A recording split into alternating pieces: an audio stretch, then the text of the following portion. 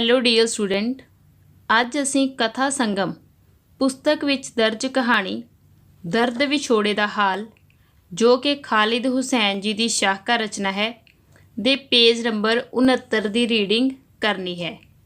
ਪਰ ਸਭ ਤੋਂ ਪਹਿਲਾਂ ਮੈਂ ਤੁਹਾਨੂੰ ਇਸ ਕਹਾਣੀ ਵਿੱਚ ਆਏ ਪਾਤਰਾਂ ਸੰਬੰਧੀ ਜਾਣਕਾਰੀ ਦੇਵਾਂਗੀ ਅਤੇ ਇਸ ਉਪਰੰਤ ਅਸੀਂ ਦਰਦ ਵਿਛੋੜੇ ਦਾ ਹਾਲ ਕਹਾਣੀ ਦਾ ਸਾਰ ਡਿਸਕਸ ਕਰਾਂਗੇ। ਓਕੇ ਬੇਟਾ, ਇਸ ਕਹਾਣੀ ਵਿੱਚ ਜੋ ਪਾਤਰ ਆਏ ਹਨ ਉਹਨਾਂ ਦੇ ਨਾਮ ਹਨ ਕਾਸਮ ਮਿਨਹਾਸ, ਇਸ ਕਹਾਣੀ ਦਾ ਮੁੱਖ ਪਾਤਰ ਹੈ। ਸੋਮਨਾਥ, ਜੋ ਕਿ ਕਾਸਮ ਮਿਨਹਾਸ ਦਾ ਗੁਆਂਢੀ ਹੈ।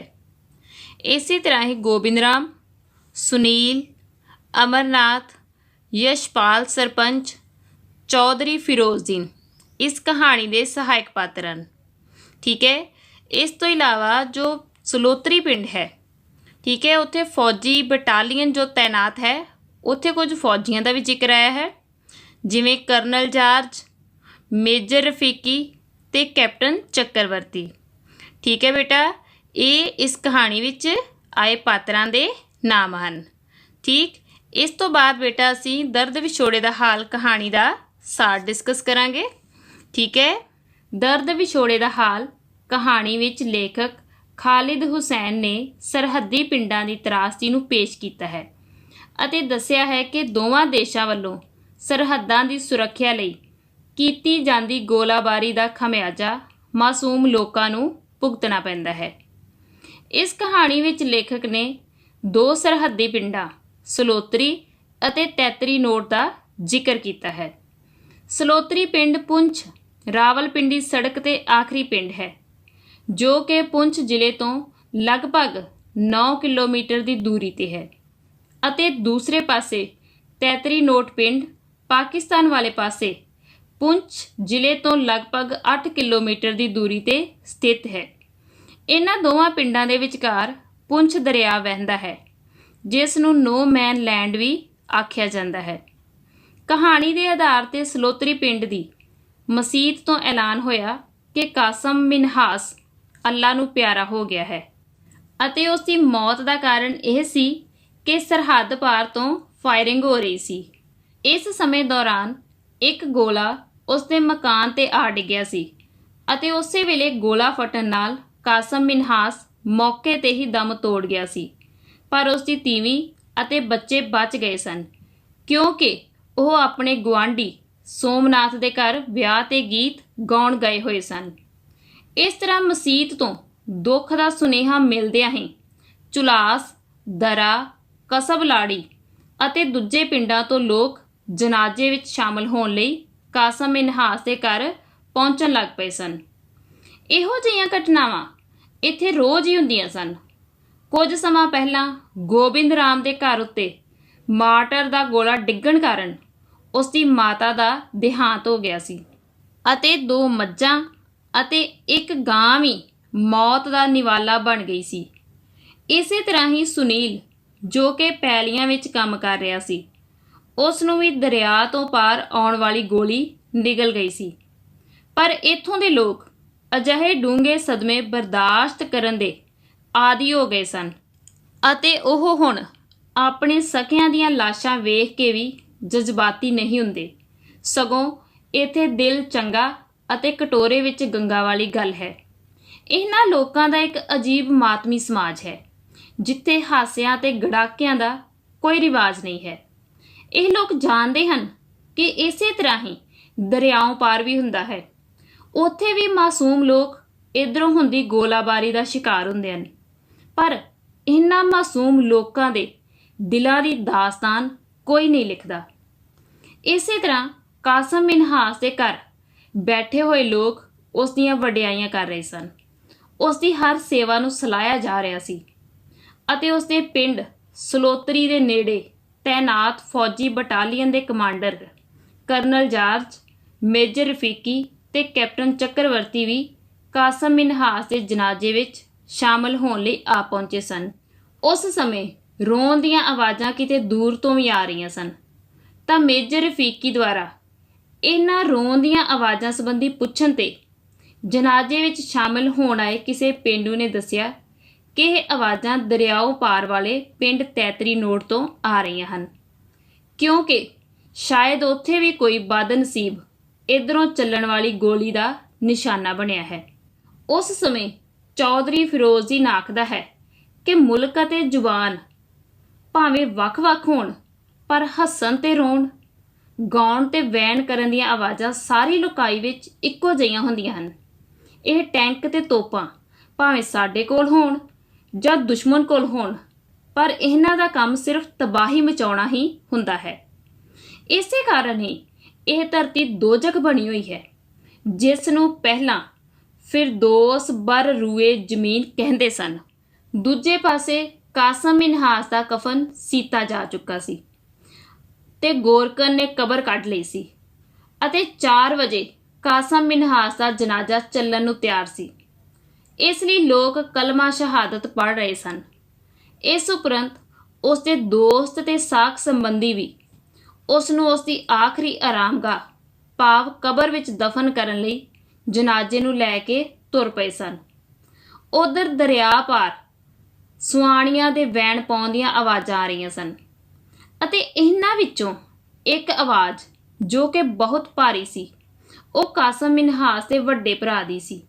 ਉਹ ਲੋਕਾਂ ਨੂੰ ਤੈਤਰੀ ਨੋਟ ਪਿੰਡ ਵਿੱਚ ਤਰਕਾਲੀ 6 ਵਜੇ ਵੱਡੀ ਮਸੀਤ ਵਿੱਚ ਗਾਇਬਾਨਾ ਨਮਾਜ਼ੇ ਜਨਾਜ਼ਾ ਵਿੱਚ ਸ਼ਾਮਲ ਹੋਣ ਲਈ ਅਰਜ਼ ਗੁਜ਼ਾਰ ਰਿਹਾ ਸੀ। ਅੰਤ ਇੰਨੀ ਦੇਰ ਨੂੰ ਕਾਸਮ ਮਿਨਹਾਸ ਦਾ ਜਲੂਸ ਕਬਰਸਤਾਨ ਪਹੁੰਚ ਗਿਆ ਅਤੇ ਉਸ ਦੀ ਮਈਅਤ ਨੂੰ ਕਬਰ ਵਿੱਚ ਉਤਾਰ ਦਿੱਤਾ ਗਿਆ। ਇਮਾਮ ਸਾਹਿਬ ਮਰਹੂਮ ਦੀ ਮਗਫਰਤ ਅਤੇ ਸੋਗਵਾਰਾਂ ਨੂੰ ਇਹ ਸਦਮਾ ਬਰਦਾਸ਼ਤ ਕਰਨ ਦੀ ਹਿੰਮਤ ਲਈ ਦੁਆ ਮੰਗ ਰਹੇ ਸਨ ਅਤੇ ਇਹ ਦੁਆ ਹਵਾ, ਪਾਣੀ ਤੇ ਮਿੱਟੀ ਵਿੱਚ ਜਜ਼ਬ ਹੋ ਰਹੀ ਸੀ, ਜਿਨ੍ਹਾਂ ਦੀ ਕੋਈ ਸਰਹੱਦ ਨਹੀਂ ਹੁੰਦੀ।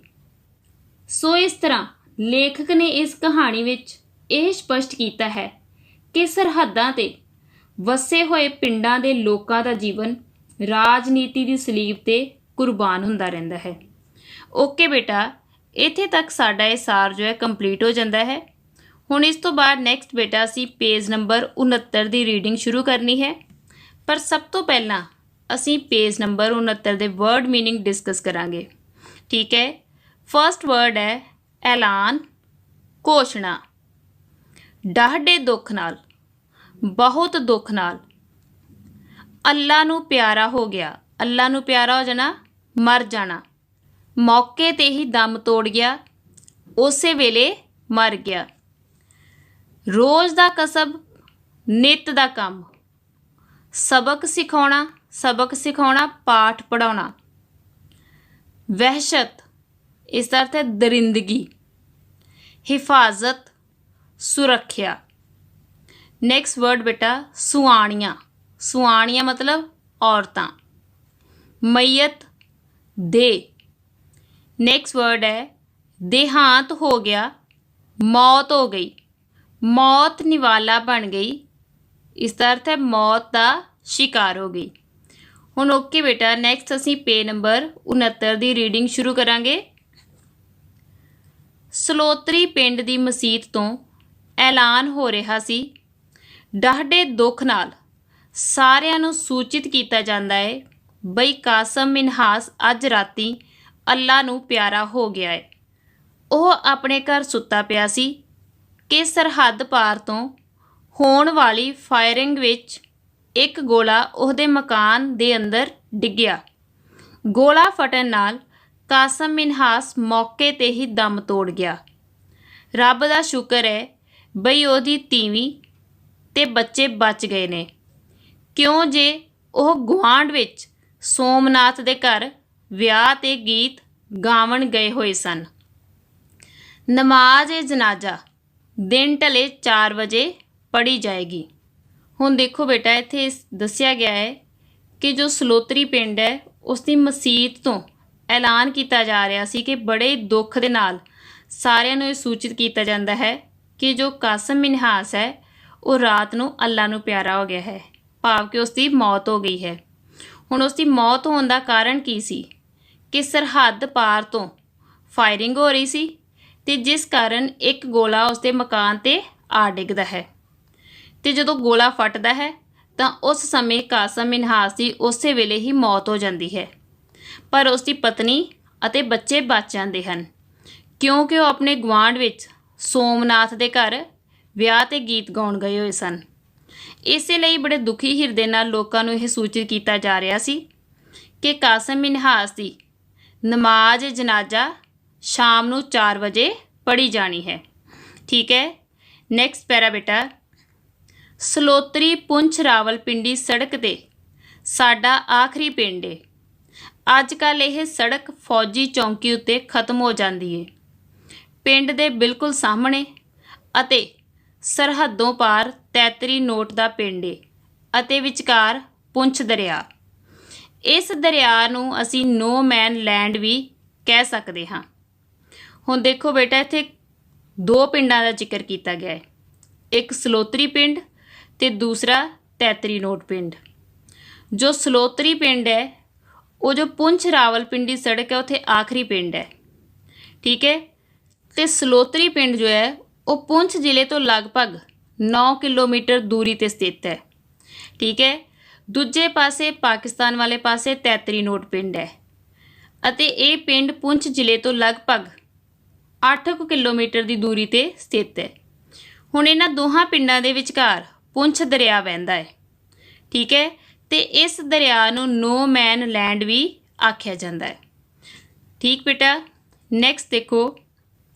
ਸਰਹੱਦਾਂ ਦੇ ਦੋਵਾਂ ਪਾਸੇ ਫੌਜੀਆਂ ਵੱਲੋਂ ਗੋਲੀਬਾਰੀ ਕਰਨਾ ਰੋਜ਼ ਦਾ ਕਸਬ ਹੈ। ਫਾਇਰਿੰਗ ਤੇ ਜਵਾਬੀ ਫਾਇਰਿੰਗ ਆਪਣੀ ਫੌਜੀ ਤਾਕਤ ਦਾ ਅਹਿਸਾਸ ਦਿਲਾਉਣ ਲਈ, ਜਵਾਨਾਂ ਨੂੰ ਚੁਸਤ ਤੇ ਦਰੁਸਤ ਰੱਖਣ ਲਈ ਅਤੇ ਵੈਰੀ ਨੂੰ ਸਬਕ ਸਿਖਾਉਣ ਲਈ ਬਹੁਤ ਜ਼ਰੂਰੀ ਸਮਝੀ ਜਾਂਦੀ ਹੈ। ਇਸ ਫੌਜੀ ਤਾਕਤ ਦੇ ਨਸ਼ੇ ਵਿੱਚ ਨਹਾਤੀ ਜ਼ਮੀਨ ਝੁਲਸ ਜਾਂਦੀ ਹੈ। ਫਿਰ ਝੁਲਸੀ ਹੋਈ ਜ਼ਮੀਨ ਵਿੱਚੋਂ ਮੌਤ ਉੱਗਦੀ ਏ, ਵਹਿਸ਼ਤ ਫੈਲਦੀ ਏ, ਮਾਸੂਮ ਲੋਕਾਂ ਦੀਆਂ ਜਾਨਾਂ ਜਾਂਦੀਆਂ ਨੇ। ਪਰ ਇੰਨੀ ਕੀਮਤ ਤਾਂ ਚੁਕਾਉਣੀ ਹੀ ਪੈਂਦੀ ਏ ਸਰਹੱਦਾਂ ਦੀ ਹਿਫਾਜ਼ਤ ਤੇ ਮੁਲਕਾਂ ਦੀ ਸਲਾਮਤੀ ਲਈ। ਹੁਣ ਦੇਖੋ ਬੇਟਾ, ਸਰਹੱਦ ਤੇ ਦੋਵਾਂ ਪਾਸਿਆਂ ਤੋਂ ਫੌਜੀਆਂ ਵੱਲੋਂ ਗੋਲਾਬਾਰੀ ਕਰਨਾ ਰੋਜ਼ ਦਾ ਕੰਮ ਹੈ। ਹੁਣ ਇਹ ਫਾਇਰਿੰਗ ਕਿਉਂ ਕੀਤੀ ਜਾਂਦੀ ਹੈ? ਠੀਕ ਹੈ, ਤਾਂ ਜੋ ਦੂਸਰੇ ਜੋ ਵਿਰੋਧੀ ਦੇਸ਼ ਹੈ ਉਸ ਨੂੰ ਆਪਣੀ ਫੌਜੀ ਤਾਕਤ ਦਾ ਅਹਿਸਾਸ ਦਿਵਾਇਆ ਜਾ ਸਕੇ ਅਤੇ ਜਵਾਨਾਂ ਨੂੰ ਵੀ ਚੌਕੰਨੇ ਰੱਖਿਆ ਜਾ ਸਕੇ। ਠੀਕ ਹੈ, ਇਸ ਦੇ ਨਾਲ ਹੀ ਜੇਕਰ ਵਿਰੋਧੀ ਦੇਸ਼ ਵੱਲੋਂ ਫਾਇਰਿੰਗ ਹੁੰਦੀ ਹੈ ਤੇ ਜਵਾਬ ਵਿੱਚ ਜਵਾਬੀ ਫਾਇਰਿੰਗ ਕੀਤੀ ਜਾਂਦੀ ਹੈ ਤਾਂ ਜੋ ਦੁਸ਼ਮਣ ਜੋ ਹਨ ਉਹਨਾਂ ਨੂੰ ਵੀ ਸਬਕ ਸਿਖਾਇਆ ਜਾ ਸਕੇ। ਪਰ ਇਹ ਜੋ ਫੌਜੀ ਤਾਕਤ ਦਾ ਨਸ਼ਾ ਹੈ ਇਸ ਵਿੱਚ ਆਮ ਜਨਤਾ ਭਾਵ ਕਿ ਮਾਸੂਮ ਲੋਕਾਂ ਦੀਆਂ ਜਾਨਾਂ ਜਾਂਦੀਆਂ ਨੇ। ਹੁਣ ਇੱਥੇ ਦੇਖੋ ਲਿਖਿਆ, ਪਰ ਇੰਨੀ ਕੀਮਤ ਤਾਂ ਚੁਕਾਉਣੀ ਹੀ ਪੈਂਦੀ ਹੈ ਸਰਹੱਦਾਂ ਦੀ ਹਿਫਾਜ਼ਤ ਤੇ ਮੁਲਕਾਂ ਦੀ ਸਲਾਮਤੀ ਲਈ। ਪਰ ਇਹ ਕੀਮਤ ਕੌਣ ਚੁਕਾ ਰਿਹਾ ਹੈ? ਆਮ ਜਨਤਾ, ਜੋ ਸਰਹੱਦੀ ਪਿੰਡ ਹਨ ਉੱਥੇ ਵਸੇ ਹੋਏ ਲੋਕ। ਠੀਕ ਹੈ, ਕਿਉਂਕਿ ਪਤਾ ਨਹੀਂ ਕਿ ਕਿਹੜੇ ਵੇਲੇ ਗੋਲਾਬਾਰੀ, ਕਿਹੜੇ ਵੇਲੇ ਫਾਇਰਿੰਗ ਹੋਣੀ ਸ਼ੁਰੂ ਹੋ ਜਾਣੀ ਹੈ ਤੇ ਮਾਸੂਮ ਲੋਕਾਂ ਨੇ ਆਪਣੀ ਜਾਨ ਤੋਂ ਹੱਥ ਧੋ ਬੈਠਣਾ ਹੈ। ਠੀਕ ਹੈ ਬੇਟਾ, ਨੈਕਸਟ ਪੈਰਾ ਦੇਖੋ। ਮਸੀਤ ਤੇ ਦੁੱਖ ਸੁਨੇਹਾ ਸੁਣਦਿਆਂ ਹੀ ਲੋਕੀ ਕਾਸਮ ਮਿਨਹਾਸ ਦੇ ਘਰ ਅਪੜਨ ਲੱਗੇ। ਬੱਚੇ, ਮਰਦ, ਸੁਆਣੀਆਂ, ਜਾਰ ਬੇਲੀ ਤੇ ਰਿਸ਼ਤੇਦਾਰ ਚੁਲਾਸ, ਦਰਾ, ਕਸਬ ਲਾੜੀ ਤੇ ਦੂਜੇ ਪਿੰਡਾਂ ਤੋਂ ਜਨਾਜ਼ੇ ਵਿੱਚ ਸ਼ਾਮਲ ਹੋਣ, ਮਈਅਤ ਨੂੰ ਮੋਢਾ ਦੇਣ, ਕਬਰ ਉੱਤੇ ਮਿੱਟੀ ਪਾਵਣ ਅਤੇ ਸੋਗਵਾਰ ਖਾਨਦਾਨ ਦਾ ਗਮ ਵੰਡਾਉਣ ਲਈ ਆਵਣ ਲੱਗੇ।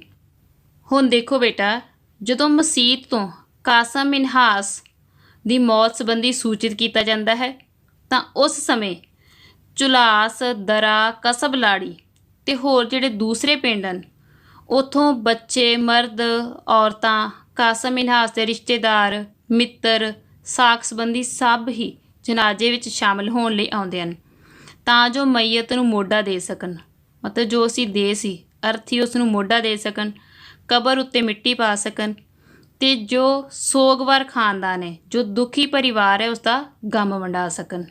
ਠੀਕ ਹੈ ਬੇਟਾ, ਨੈਕਸਟ ਦੇਖੋ। ਇਹੋ ਜਿਹੀਆਂ ਘਟਨਾਵਾਂ ਇੱਥੇ ਰੋਜ਼ ਹੀ ਹੁੰਦੀਆਂ ਨੇ। ਇੱਥੇ ਲੋਕੀ ਅਜਿਹੇ ਡੂੰਘੇ ਸਦਮੇ ਬਰਦਾਸ਼ਤ ਕਰਨ ਦੇ ਆਦੀ ਨੇ। ਹਾਲੇ ਕੁਝ ਚਿਰ ਪਹਿਲਾਂ ਗੋਬਿੰਦ ਰਾਮ ਦੇ ਘਰ ਉੱਤੇ ਮਾਰਟਰ ਦਾ ਗੋਲਾ ਪਿਆ ਸੀ ਜਿਸ ਨਾਲ ਉਹਦੀ ਮਾਤਾ ਦਾ ਦੇਹਾਂਤ ਹੋ ਗਿਆ ਸੀ। 2 ਮੱਝਾਂ ਤੇ 1 ਗਾਂ ਵੀ ਮੌਤ ਦਾ ਨਿਵਾਲਾ ਬਣ ਗਈ ਸੀ। ਪੈਲੀਆਂ ਵਿੱਚ ਕੰਮ ਕਰ ਰਹੇ ਸੁਨੀਲ ਨੂੰ ਵੀ ਤਾਂ ਦਰਿਆ ਪਾਰੋਂ ਆਉਣ ਵਾਲੀ ਗੋਲੀ ਨਿਗਲ ਗਈ ਸੀ। ਹੁਣ ਦੇਖੋ ਬੇਟਾ, ਇੱਥੇ ਦੱਸਿਆ ਗਿਆ ਹੈ ਕਿ ਅੱਜ ਕਾਸਿਮ ਮਿਨਹਾਸ ਦੀ ਮੌਤ ਹੋਈ ਹੈ, ਪਰ ਇਸ ਤਰ੍ਹਾਂ ਦੀਆਂ ਘਟਨਾਵਾਂ ਇੱਥੇ ਰੋਜ਼ ਹੀ ਹੁੰਦੀਆਂ ਸਨ। ਤੇ ਇਹੋ ਜਿਹੇ ਦੁੱਖ, ਇਹੋ ਜਿਹੇ ਡੂੰਘੇ ਸਦਮੇ ਬਰਦਾਸ਼ਤ ਕਰਨ ਦੀ, ਇਹੋ ਜਿਹੇ ਦੁੱਖਾਂ ਨੂੰ ਸਹਿਣ ਕਰਨ ਦੀ ਇਸ ਸਰਹੱਦੀ ਪਿੰਡਾਂ ਦੇ ਲੋਕਾਂ ਨੂੰ ਆਦਤ ਬਣ ਗਈ ਸੀ। ਕਿਉਂਕਿ ਕੁਝ ਸਮਾਂ ਪਹਿਲਾਂ ਦੀ ਗੱਲ ਸੀ ਕਿ ਗੋਬਿੰਦ ਰਾਮ ਦੇ ਘਰ ਉੱਪਰ ਵੀ ਇਸੇ ਤਰ੍ਹਾਂ ਹੀ ਮਾਰਟਰ ਦਾ ਗੋਲਾ ਡਿੱਗਾ ਸੀ। ਤੇ ਇਸ ਦਾ ਨਤੀਜਾ ਕੀ ਹੋਇਆ ਸੀ ਕਿ ਇੱਕ ਤਾਂ ਉਸਦੇ ਮਾਤਾ ਜੀ ਦਾ ਦੇਹਾਂਤ ਹੋ ਗਿਆ ਸੀ, ਤੇ ਨਾਲ ਹੀ 2 ਮੱਝਾਂ ਤੇ 1 ਗਾਂ ਵੀ ਮੌਤ ਦਾ ਸ਼ਿਕਾਰ ਹੋ ਗਈ ਸੀ। ਠੀਕ ਹੈ। ਤੇ ਇਸੇ ਤਰ੍ਹਾਂ ਹੀ ਸੁਨੀਲ, ਜੋ ਕਿ ਆਪਣੇ ਖੇਤਾਂ ਵਿੱਚ ਕੰਮ ਕਰ ਰਿਹਾ ਸੀ, ਉਸ ਨੂੰ ਵੀ ਜਦੋਂ ਦਰਿਆ ਪਾਰ ਤੋਂ ਫਾਇਰਿੰਗ ਹੋਈ ਸੀ ਤਾਂ ਉਹ ਵੀ ਇਸ ਫਾਇਰਿੰਗ ਦਾ ਸ਼ਿਕਾਰ ਹੋ ਗਿਆ ਸੀ। ਠੀਕ ਹੈ ਬੇਟਾ, ਹੁਣ ਪੇਜ ਨੰਬਰ 69 ਤੱਕ ਬੇਟਾ ਸਾਡੀ ਰੀਡਿੰਗ ਕੰਪਲੀਟ ਹੋ ਗਈ ਹੈ। ਤੇ ਨੈਕਸਟ ਬੇਟਾ ਤੁਸੀਂ ਪੇਜ ਨੰਬਰ 70, 71 ਅਤੇ 72 ਦੇ ਵਰਡ ਮੀਨਿੰਗ ਪਲਾਨ ਕਰਨੇ ਹਨ। ਤੇ ਨਾਲ ਹੀ ਬੇਟਾ ਜੋ ਪੇਜ ਨੰਬਰ ਅੱਜ ਅਸੀਂ 69 ਰੀਡ ਕੀਤਾ ਹੈ, ਇਸ ਨੂੰ ਦੁਬਾਰਾ ਰਿਵਾਈਜ਼ ਕਰਨਾ ਹੈ। ਓਕੇ ਬੇਟਾ, ਥੈਂਕ ਯੂ।